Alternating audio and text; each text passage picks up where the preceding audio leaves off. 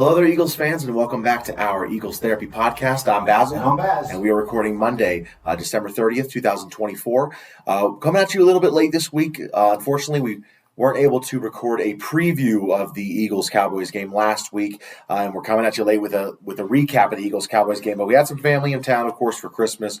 We hope you all had a Merry Christmas. We know we did. Yes. That is why we weren't recording, is because we were having too good of a time. We just didn't get the time to, and we kind of didn't want to. We were just focusing on having time with family, right, Dad? Yeah, it's funny because, if we did have a preview, I would have told you how I felt that we were going to blow the Cowboys off the field. I know. But I said it before the game yesterday, but it was nice. We went to Rhinos, and we had 9 of us with us, 8 of us at a table. So really nice time seeing everybody there. Really fun. A lot of hugs, a lot of good times. So yeah, I thought it was a pretty good turnout. Don't have an official number, but I thought they had a pretty good turnout. A couple tables all around. 45, yeah, 50? I would say That was a lot of people. 50. We brought 9 of them, so that was kind of came with the territory. But it was a great time, and we hope to all see you at Rhinos next week for the Eagles Giants game. And shout out to the Philadelphia Eagles fan club of Colorado Springs. That is the Facebook page. We'd love for you to join that if you're in the Colorado Springs or Denver area. You can come watch a game with us at Rhinos this year. 11 o'clock kickoff, and the good thing is, we've had this 2 weeks holiday. Everybody's got to go back to work Monday, but Sunday's game is at 11 o'clock, so we have some time to watch the game, get home, recover, whatever else we got to do. It's really good. Really good. But let's get into the recap of the Eagles game. So the Eagles destroyed the Dallas Cowboys, their rival, their arch nemesis, the evil empire, 41-7. Killed them, took their soul, stomped their season on the ground, spit on it, and then pulled their pants down and did something else. Great game, Dad. I mean, front to finish, whatever you want to say. Just amazing game. Yes. Absolutely crushed them, and I know it goes without saying. Of course, they were out there without their starting quarterback, without their starting wide receiver.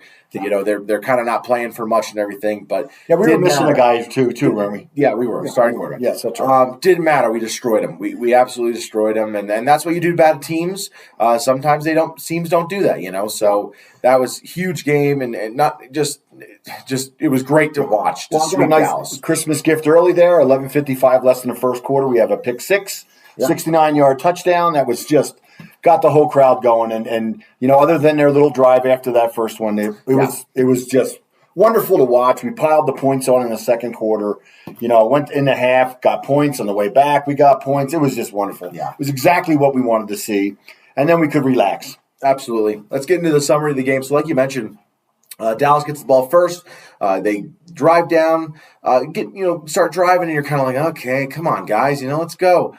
At the Philadelphia 31, he throws a pick six. Gardner Johnson returns it for 69 yards, like you said. Beautiful. And you're like, okay, great. Now, the problem with that we've kind of talked about, the problem with pick sixes is your defense has to go back out on the field right away. That's right. And that's kind of what happened next. The Cowboys went on a 15-play, 65-yard drive to cap it with a touchdown to Jalen Tolbert, I think is his name. It was Tolbert, right? I think it's Jalen Tolbert. Yeah, Jalen Tolbert for a 4-yard touchdown. And then you're like, okay, this is a game, And then we have 6 plays. We go kick a punt, and they punt, then we punt, then they punt, and you're starting to go, oh, crap. What's going to happen here? And then we get on this drive, and Pickett hits Devontae Smith for that 22-yard touchdown. Sparked that drive by Grant Calcaterra. Play of the game. Really, it was wonderful. And I said it to you the minute it happened. I turned to you and said, we got to use this guy more. He needs 2 or 3 or 4 throws a game. He had 2. Yeah. 2 tossed his way. He caught one, but they got to get him involved. This guy is amazing. 34-yard play on 3rd and 8, one-handed catch. And then after that, spark the drive. And then you throw a touchdown to Devontae, and you start going, okay, now we're kind of in the spot we want. We force a fumble on them 2 plays later. Was it the 2 play? The kickoff we count as 1 play then? Correct. It was the first play, yeah. Beautiful. Yeah, first play, fumbled. It was a Ferguson, I think, was that fumble. Oh, that was so nice. Jake Ferguson fumble. We recover it. Only got a field goal out of it, and you're like, all right, come on. Now, who knocked the ball out? Was that Burks? Or was that Burks knocked it out? Yeah, well, shout out to him, but he was amazing. It's nice to know that we have a backup linebacker who can just step in. 8 tackles, 8 combined tackles, 2 solo, forced fumble. I mean, I think he played 82% of the defensive snaps. So again, I got it right here. So it's just good to see that he stepped right in for N'Kobe and. He got some playing time. This is what we always talk about. It was wonderful. Yeah. Sorry, I was thinking I knew he played the most snaps. That's okay. He played the most snaps on defense of the whole team. That's why I thought he was more than that. But yeah, you're right. 82%. Beautiful. We get the fumble, we kick a field goal, and you're like, all right, come on, man, like that's not good. But I mean, hey, it's going to get Jake some practice. Yes. Then they get the ball back 6 plays later, interception, deep pass, horrible pass on 3rd and 6, picked off by C.J. Gardner-Johnson for his 2nd interception of the game. And you're kind of like, okay, cool. There's I think this was at like maybe 45 seconds. Well, I think this was at 50 seconds. Okay. And you're like, okay, we got the ball with 36 seconds left, and you're thinking, okay, cool. We're at our own 35. So hey, let's just get a field goal. That's cool. And next play, there's a 15-yard play to Saquon Barkley run. It was great. And then out of nowhere, 49-yard pass deep to Devontae Smith.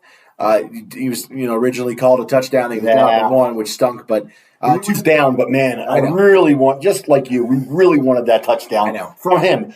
We knew we were going to score. I mean, there was only 23 seconds left, but I mean, we just wanted Devontae to have that breakout game. Yeah, no, I agree. And then 2 plays later, we get to push it in for a tush push for Kenny Pickett, get a touchdown, and then at that point it's 24-7, and you're like, okay, well now it's just time to just bury it. And we're getting a kickoff. Exactly. So we get the kickoff to start the half. We go down and we have to kick a field goal after a after a pretty long drive, but a big hit on Kenny Pickett as a 15-play, 55-yard drive. Big hit on Pickett at the end. I wouldn't say cheap shot. Roughing the passer, though. Yeah. Well, no, not roughing the passer, but that they threw a touchdown on that play, and then it was pulled back for offensive holding. Landon Dickerson. So I thought we were talking about the roughing. Yeah, no roughing the passer on that one. I don't think we had a roughing the passer. No, he did. Oh, he did one more. He got hit. Right. And it was like one of these threw the ball 1, 2, 3 steps. I think that's what on that drive. said. It was the second play of the drive. Thank you. Okay. But then then the penalty on us for holding, so touchdown gets taken off the board. And that was 2. AJ Brown. I know he would have had 2 too. It was just. Then we force a punt after a 3-yard run, a minus 3-yard run, and an incomplete pass. And then we go down and we score a touchdown to A.J. Brown. And at that point, Kenny Pickett left the game. Tanner McKee is in, and you're kind of like, okay, well, let's just run the clock, control the ball. Yeah. Let's just say goodnight, get out of here. And then Tanner McKee throws 3 great passes and gets a touchdown, or maybe 2 great passes, but and then throws a touchdown to A.J. Brown. It was amazing. I mean, his back shoulder. Yeah. I could have never expected him in his first drive of his NFL career to throw a pass that great.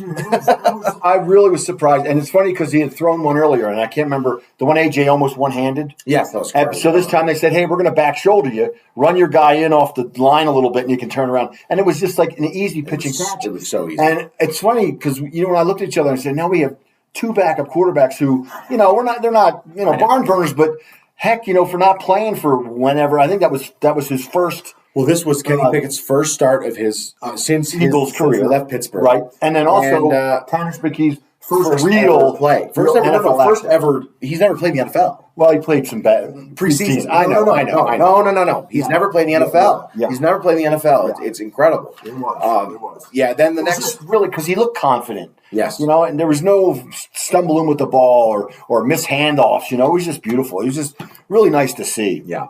Next drive, you kind of start to think, okay, well, Dallas is going to get some, garbage time points here, garbage time yards. They have a 10-play, 60-yard drive, forced fumble, Nolan Smith, and it's recovered by Cooper DeJean at the Philadelphia 10.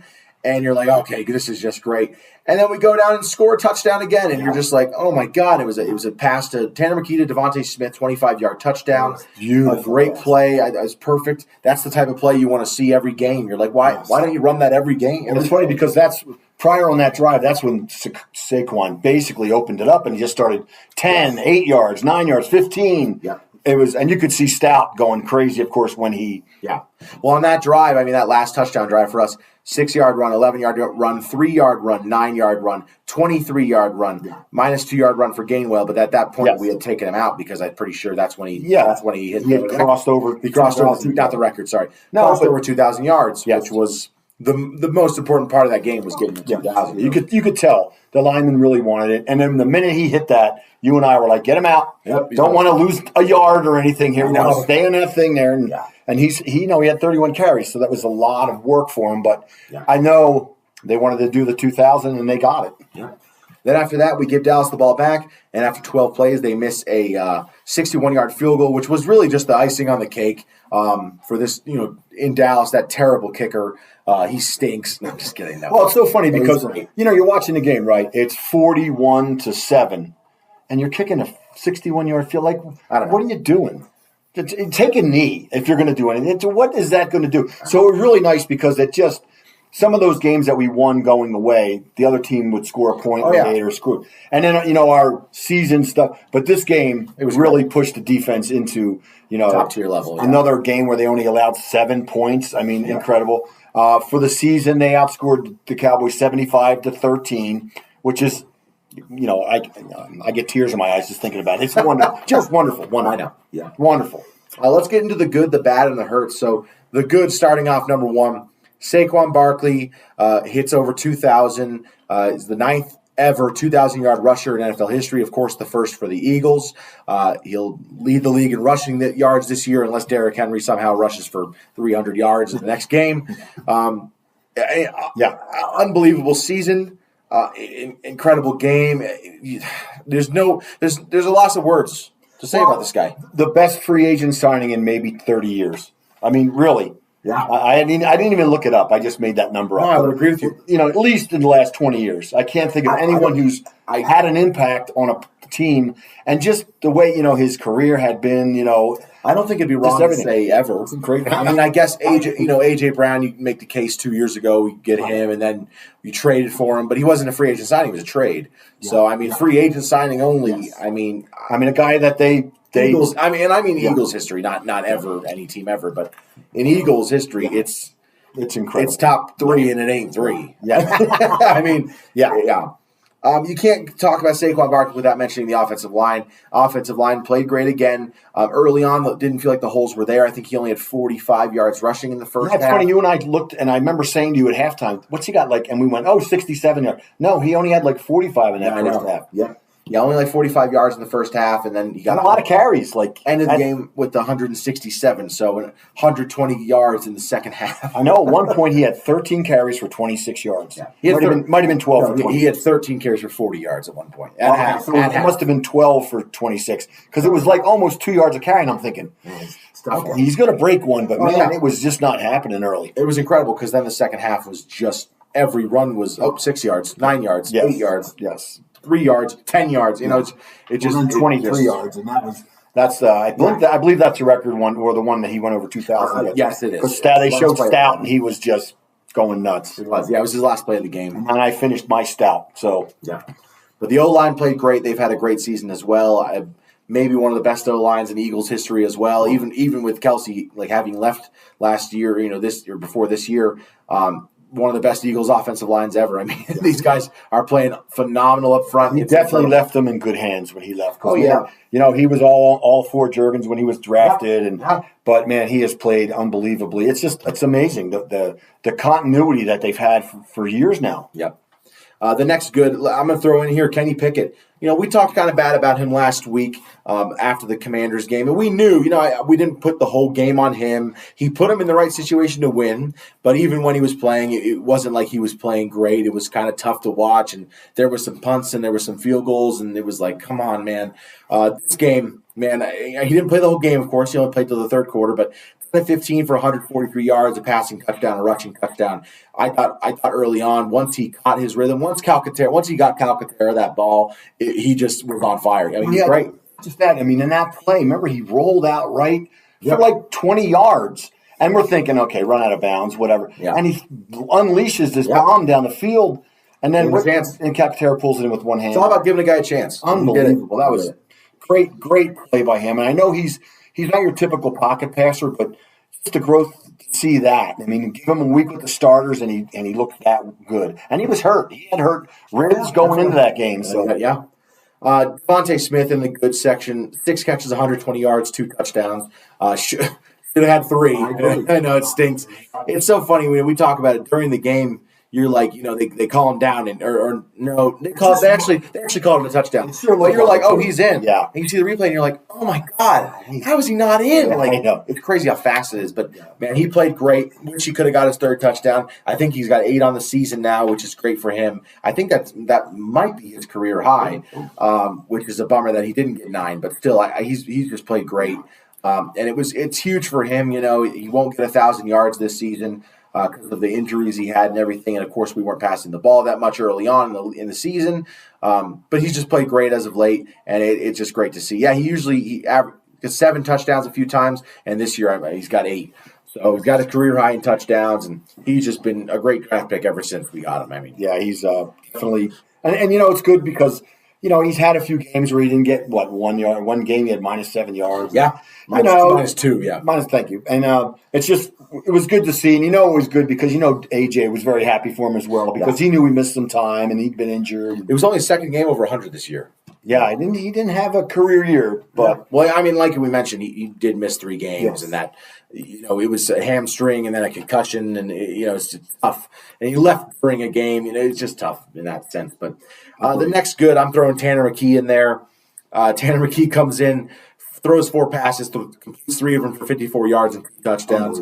As of right now, he has the all-time Eagles passer rating record. Of course, that requirement of passing the ball 4 times. No, he played really well when he came in. Of course, I know he was mostly handing off the ball, but still, I thought he just looked confident. That's the thing. He did. And there's a little bit debate on some of the radio stations I listened to today or yesterday, but it's. I liked him immediately when we drafted him. Oh, yeah. And we watched him in some preseason games. Yeah. And even when we signed Kenny Pickett, I kind of went, let's just make him our guy. But I think this is fine. Yeah, they didn't really, it wasn't like they sold the house to get Pickett. No. And, he played well. And, boy, that guy is tough. Yeah. So, doesn't know how to do the push that well, but that's okay. That's okay. Next good I have is, I should just say the defense as a whole, which I was going to say, but C.J. Gardner-Johnson, great game for him, 2 interceptions, 1 pick six. I thought he just played a great game altogether. It's huge for him to come back after last week, an ejection, a BS ejection, if you don't mind me saying, just horrible calls against him and everything. And for him to come back like this, get a pick six, get another interception that leads to a touchdown. I mean, he accounted basically for 14 of our 41 points. That's just how it is. And he just played great. And he's a leader on this defense, man. Say you love him or hate him. I love him. Love him or hate him, he's, once he left the game last week, things changed. Yeah. Well, he had 2 pass defenses and 2 picks, so that's 4 plays. Another thing I want to say real quick before you go is Quinion. He got schooled a little bit, which is okay. He had 5 solo tackles. Yeah. So, he might have been a little slowed from that, too, taking the whacks. But I think he had 1 pass defense. But, the kid's still learning, and, he kind of stayed strong. They only gave up 7, so you can't really give anybody a hard time. Yeah. And the next thing I have, of course, is the defense as a whole. Defense only let up 7 points. I know, backup quarterback, whatever. Right. But good teams, what do they do? What do they do? Yeah. What do good teams do? That's right. They beat bad teams. Right. And the Cowboys were on a 4-1 run. Yeah. So, I mean, there was some, some talk, it might be a tight game. It's going to be a close game. I heard that. Let me point this out. People don't like Cooper Rush. A lot of the Cowboys fans have said, oh, Cooper Rush, he stinks now. Cooper Rush in his career, he's 9-5. Against the Eagles, he's 0-4. So I just want to say that just real quick. Yeah. Against the Eagles, he's 0-4. The rest of his career, he's 9-1. Yes. It's pretty darn good. It is pretty darn good. Against us, he's 0-4. And he won a few games in this season that they really weren't supposed to even be in, right? Yeah, no, it's true. I mean, some of them were against the competition, wasn't so bad, or wasn't so good. They almost beat the Bengals. That's right. Which the Bengals are looking like might be a postseason team if the things fall the right way. I believe, if I'm not wrong, Cooper Rush beat the Washington Commanders. Yes, he did. So with the aid of 2 kick return touchdowns. That game was wild. That's funny. But sorry. And then the defense as well. Also point this out. Dallas was 6 of 14 on third down efficiency. Only 127 rushing yards, 141 passing yards, 268 total yards after sacks and everything like that. So only 206. Or no, we only had 1 sack, I think. So yeah, but 268 total yards. Anytime you hold a team to under 300, you're happy with that. But it's funny. Sorry, guys. I'm sorry. There was another time that I know they showed us. thing in the first quarter, the Cowboys had 117 yards of offense to our 1. Yeah. Might have been -1. I can't remember. It was 110 yards against 0. Yeah, so I mean, so you said That's 110 and then you said 268, so 158 after the first quarter. Incredible. Yeah, that's pretty darn good. It is. It's really good. And then we, time possession, we had them 5 minutes. We had them on 5 minutes of time possession with 32 minutes. They had 27. So, no, just a great game all around for the defense. A dominating win. It's funny, like no sacks, but they got off the field. They consistently. That was the one thing that I was kind of hoping we'd get, just to add to the tally. But the point, the thought going in was for the Cowboys was run, and then when you have to throw it fast. Right. So there wasn't really going to be many sacks. Yeah. But what was there? True. A lot of. Yeah. Tip passes. I mean, there was quite a few tip passes at the line. And after the first quarter, we kind of started to play tight, D. I know. Oh, definitely. Slay had a couple passes, and I remember you and I were like, "Come on, the guys. You're playing off a guy 10 yards when they're going to throw it to him in 2 seconds." Yeah. But I mean, Fangio's that's how he coaches, and then eventually changes it. So, but yeah, you're right. We did have a bunch of tips at the line. 2 picks. You can't really argue with that. Too bad Quignon didn't get one. That was kind of a bummer, but yeah. But yeah, and like you say, just one sack. It's funny. Yeah, one sack. It was split between like Trotter and Thomas Booker. I got to look at it again. I didn't see Booker around, but it's it was split between Jeremiah Trotter and Thomas Booker, which is cool. But Ojimo, he played great. He's a guy we haven't talked about really for some weeks. Hunt was in there. Hunt had 1 tackle for loss, 6 combined tackles. He had 48% of the plays. So the good thing is we're working these other guys in. We were kind of hoping Sweaty would get another sack or 2, and same with Nolan Smith to get those numbers up. But maybe next week, I don't know what's going to play. But going into the bad, I don't have anything. I don't have anything. Yeah, there's really. I don't have anything. I mean, if there's anything bad that I would say, it would be that one backwards pass to Saquon. And what are you doing throwing a 6-yard behind the line? It's terrible. I know, and I know it's just nitpicky, but I just hate that out pass. It works for other teams. It does not work for us. It really doesn't ever. It's insane. If you want to give the look of that, throw the thing 10 feet over his head so at least they go, oh, we might have to watch for that. Yeah. Because it's just every time. Let me throw something in the good real quick. I kind of forgot. I'm sorry. Jake Elliott hit all of his kicks, 7 for 7, 2 field goals, 5 extra points. And what did he do? The best thing he did in the game, really should be giving him the MVP. He kicked the ball out of the end zone almost every single time. Or he kicked it in the back of the end zone. Now this is another thing that we might not know much about, but why for 7 or 8 games did the punter kick off? No. And then all of a sudden, 16 games, not 7 or 8. 6. It was the whole season. It was 16 games it took. 15. I didn't go back that far. I don't care. I know it was 15 games. The beginning of the season was that terrible. Yeah, it just doesn't make any sense to me. Let him kick off so he gets a feel for the ball and the weather and the wind and the sun and everything else. 100% agree. It's terrible. I know you were saying horrible season teams coaching. And then when he kicked off that first one in the beginning of the game to the best kickoff returner in the league, which would be one of the only things that could spark this team. Yeah, true. A nice 50-yard return and get everybody going. He kicked it out of the end zone. I think he had 1 or 2 returns the whole game. I know he had 1 return that he caught it very deep in the end zone. He couldn't get far. 3 at one time. And then he had the other return that was big, but there was a holding, so that's why it was big. That's right. They were inside. They were about the 13 on that one. 13, but yes. Okay. So don't kick it into the end zone. Yes. So bottom line, Eagles are 13-3 going into the last week of the season. We have clinched the division officially. We have clinched we didn't clinch it, but we have clinched nothing less than the 2nd seed. Yes. We cannot fall below the 2nd seed. I have no hopes or expectations for the 1st seed. I'm okay with that. Yeah. I'll take the third. I think it's out of reach, and that's fine with me.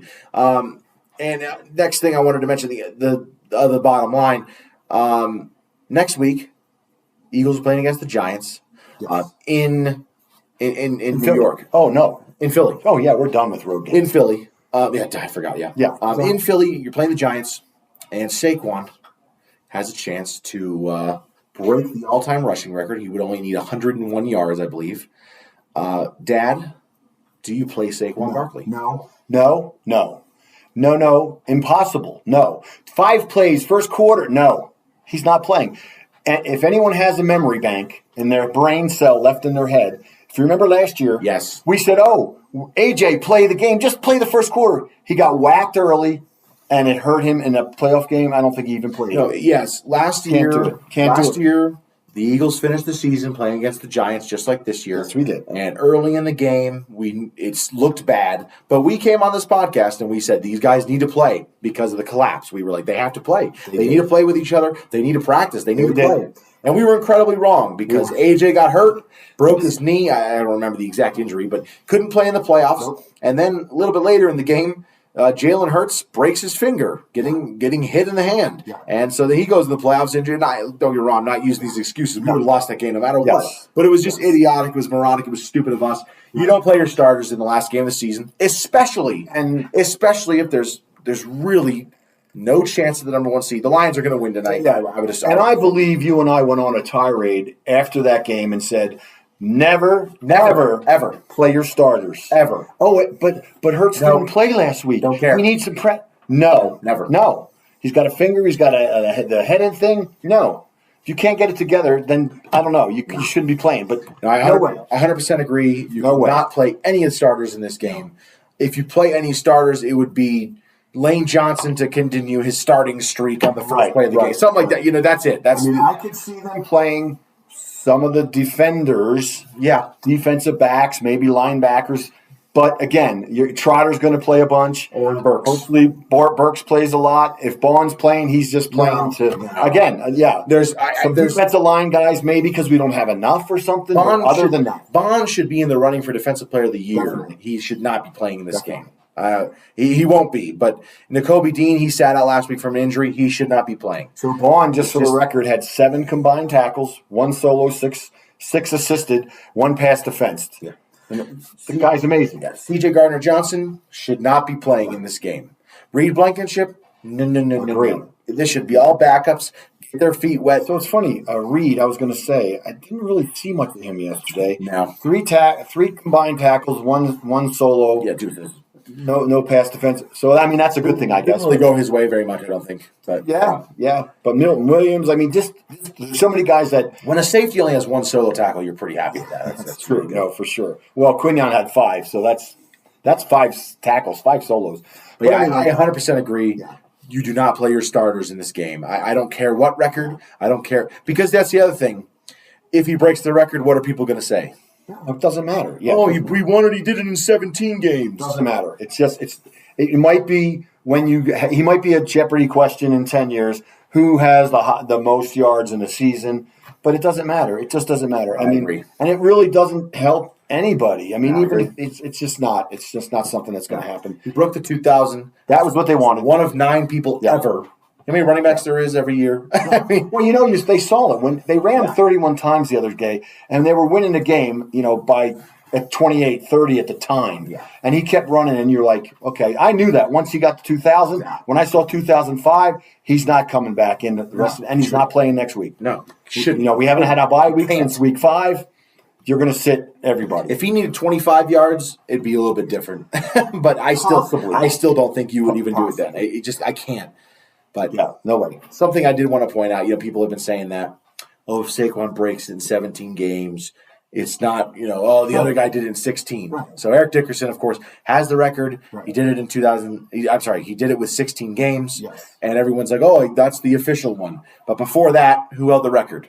O.J. Simpson in 14 games. That's the record. Before that, who held the record?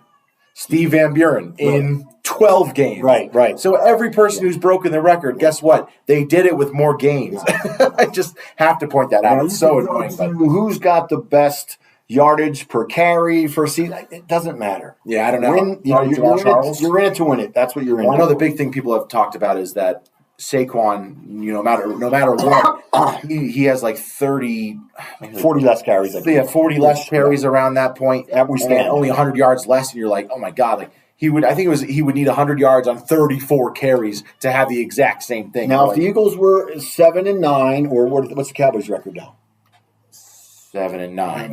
They would give him the ball next week and break the record. Of course they would. That's what you would do. You'd be going for stats. They're not going for stats. It's just and again, once the NFL goes to 18 game season, what's going to happen in the next 5 or 10 years? That guy's going to break the record with 2,200 or whatever.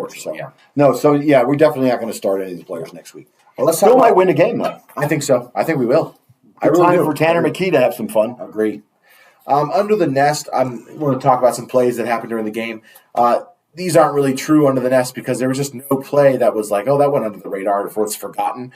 C.J. Gardner-Johnson, though, his second interception, I wanted to point that out. Obviously, the first one's going to be talked about for years, but the second one, that one, you're like, oh, wow, like, we get a field goal. It kind of got overshadowed because we got down, touchdown, everything like that with no time on the clock, and it was like, oh, like, so I just wanted to say, it got overshadowed, so I wanted to call that play out. And then the big one for the offense is the Calcaterra one-handed catch. A little bit overshadowed by Devontae Smith touchdown in the corner, the great throw from Kenny Pickett. Yeah. But that Calcaterra one-handed catch won this game. I mean, it sparked the offense. Yes. It kept the defense rested. Yes. And from then on out, it was over. It was like I don't want to say that, but it was. This game was over so much that Jalen Carter was pulling people off decks of piles of decks. Yeah. He was the policeman this game, which is incredible because there's a play that he was pulling a guy off on one of the fumbles, and the referee pointed at him, and you could tell he's saying, like, how come you're not in that pile causing a ruckus? Yeah. You're pulling players off. That was pretty cool. Injuries in the game, so Kenny Pickett left the game, of course, like we know, hopefully just a kind of minor injury. He seemed like he was on the sideline laughing with guys and stuff, so I think he's okay. And then C.J. Gardner-Johnson, he left the game 1.2, but then at the end of the game when you were kind of worried, you saw him on the sideline standing up, his hat on, like he was pretty, he was still in his clothes, his jersey and uniform. So definitely nothing. He looked like he got kicked in the foot somewhere. Yeah, I think a helmet might have hit him. Something. I never rewatched that play. It was the same with Becton. You didn't say him yet, but same thing. He kind of got leg whipped, and you could see he limped off and he was back. Yeah, Becton left. He went back in, and then I think they kind of were like, "Hey, let's just we're done. Let's just get out of there." Yes. I know he was really happy that they win the division and everything like that. Just think about that. These guys, McKee, Becton, Saquon, Barkley, there's other players too who've just been on these teams. The Giants, the Jets, and they don't know what it's like to win the division. You know what I mean? Yeah. Like this is Saquon's first division win. Like he's like, that's crazy. His first sweep of the Cowboys, and his first win against them ever was the first time we beat them this season. Yeah, I think so. Oh, yeah, it was. You're right. Yeah. So it's great. No, 0-8 or something. 0-10. Wow, it's crazy. It's crazy. But let's talk about some other games around the NFL. So the Christmas games were terrible. We'll skip past that. The Thursday night game was terrible. Horrible week of football. The Saturday game, the first one was terrible. The Broncos-Bengals, that was a good one. We watched that one. Yeah. You were rooting for the Broncos. I was kind of rooting for the Bengals. I think it'll be funny if the Broncos didn't make the playoffs. But we'll see what happens there. The Broncos would have to lose to the Chiefs' backups, and then the Bengals would have to actually, if the Broncos lose and the Dolphins win, Dolphins are in. Unbelievable. If the Broncos and the Dolphins lose and the Bengals win, Bengals are in. I want the Bengals to go in because I think they have their defense is awful. It is. But you never know. If they went in, they would lose first round. But imagine how much more fun of a game. Oh yeah, Bengals would be in the first round. Yeah. I mean, you know what I mean? You're like, oh, that would be a gift. I mean, that'd be kind of cool, but we'll see. I probably won't happen. Odds are against it, but still, that'd be kind of cool. But Cardinals lost to the Rams on Saturday night. That was a horrible game, too. And just Kyler Murray, I've probably talked about it on this podcast before, and I know it sucks because, he beat us last year and everything. But, man, when I watch Kyler Murray, I told the story to them. I said it to my whole family. If you took a person who never watched football in their life, and you told them, oh, yeah, a quarterback is supposed to do this, and you told them everything about a quarterback, and then they watched Kyler Murray, there'd be plays in the game where they're like, oh, so this guy's probably one of the best in the league, right? And then there's other plays where the person would be like, so this guy's like the worst player in the league. Like, this guy must be the worst quarterback in the league. I mean, it's insane how there's no in between. No. He makes unbelievable plays, and then he makes possibly the worst plays I've seen in NFL history. It's 2020 Wentz. The most boneheaded play. Yeah, 2020 Carson Wentz, I see him sometimes. Yeah, Wentz holding the ball against the Cowboys on that one play. I hate that's the worst play in Eagles history. It was. I don't care what anyone says. That's the worst play in Eagles history. Yes. All right, so the Rams won that game and solidified their spot in the playoffs. Playoffs. They're pretty hot. Giants ruined their draft pick, which was great. They defeated the Colts 45-33, knocked the Colts out of the playoffs. Buccaneers destroyed the Panthers. Didn't solidify a spot in the playoffs. They still have to win. They're winning in. If they lose and the Falcons win, Falcons are in. But if the Falcons lose, then the Buccaneers are good to go. Let's see. Oh, yeah, the Vikings-Packers. That one was a pretty boring game until the end. Came down to the wire. We kind of watched a bit at the end. But for the most part, not a great game. Packers are kind of one of those weird teams where, they're going to the playoffs. They're 11-5. They're probably going to be 12-6. Yeah. But there's not a lot of fear about that team. Like 12-5. But Oh, I'm sorry. I'm with you on that. I watched. He's another one who can be great and then not so great. He was missing everybody yesterday. Yeah. And he needed to be really, really good. Of course, like you say, they tightened it up at the end there, 27-25, but he didn't look good. They didn't look good. And then the last game that was the frustrating game was the Falcons and Commanders.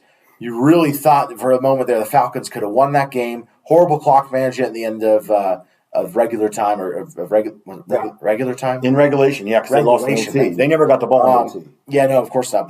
But you thought they had a chance to win in regulation. You're like, oh my gosh, like if they win and the Commanders lose next week, who they lost to the Cowboys earlier this year, they wouldn't have been in the playoffs. Yeah. I mean, that'd be kind of crazy to think, but we didn't expect it to happen. But still, that would have been wild. Well, the guy missed a 56-yard field goal. Their backup kicker. And it's not even their starting kicker. It was outdoors. That's the only thing I could say. But yeah, he was right on, but short by about 6 yards. Yeah, it's a bummer. Yeah, we would have enjoyed that one a little bit after they got us the week before. So it would have been really nice.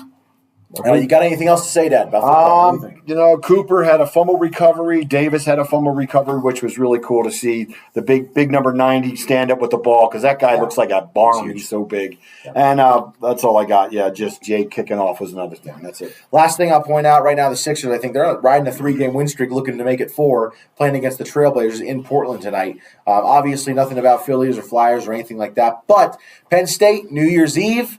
Tomorrow.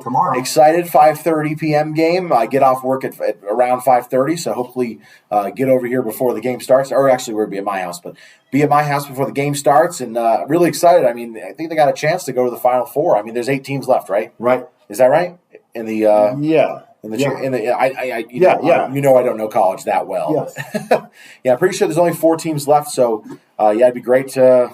It'd be great to be the final. Or sorry, there's 8 teams. 8 teams left. Knock down the 4. Yeah, great to be the Final Four. I think that'd be awesome. We're also going to be watching the ASU game against Texas on New Year's Day. And we're going to watch that where? We're going to watch it at Rhinos. Yeah. So if anyone comes out, if anyone wants to come out, and maybe time is that? Well, David's a Texas fan, so maybe not. So what time is the game? Game's at 11. 11 o'clock on Wednesday. New Year's Day. New Year's Day. We'll be there. We're going to pick it up just to go and kind of. We're ASU, Arizona. Yeah. Jake's team. Let's go ahead and say our goodbyes. You can follow us on Facebook, Instagram, or TikTok. If you like our Eagles Therapy podcast, do us a favor. Rate and subscribe wherever you get your podcasts. If you're watching on YouTube, please like and subscribe. Comment down below how excited you are with that game. If you have any questions, you can email us at oureaglestherapy@gmail.com. Check out our TikToks. Check out our TikToks that we've been posting the last few weeks. Bunch of them. And you can email us. Other than that, from all of us here at Our Eagles Therapy Podcast, I'm Basil. And I'm Baz. Go Birds. Happy New Year. Fly, Eagles, fly.